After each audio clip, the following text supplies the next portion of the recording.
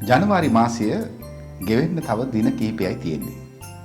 ජනවාරි මාසයට නම හැදුණු හැටි පිළිබඳව අපූර්ව කතාවක් තියෙනවා.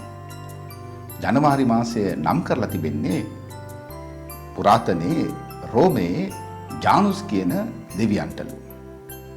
ජානුස් දෙවියාව නිර්මාණය කරලා තියෙන්නේ නැත්නම් අඹලා තියෙන්නේ අපූර්ව ආකාරයකින් මුහුණු දෙකක් සිටින විදිහට. එක මුහුණක් ඉදිරිය බලාගෙන තිබෙනවා, අනිත් මුහුණ පිටුපස බලාගෙන තිබෙනවා. පිටුපස බලාගෙන තියෙන මුහුණ වේදනාවෙන්, දුකෙන්, කනස්සල්ලෙන් කඩා වැටුණු පෙනුමකින් යුතුවයි අඹලා තිබෙන්නේ.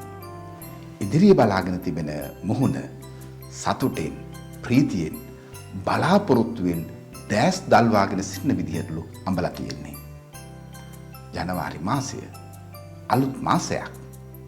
නව බලාපොරොත්තු, නව මානයක්, නව ලෝකයක් පිළිබඳව අපට මඟ කියා දෙනවා.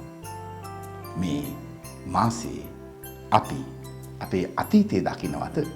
ඒ අතීතය අනාගතයට වෙනස් මඟක් කරා යොමු කරගන්නවා.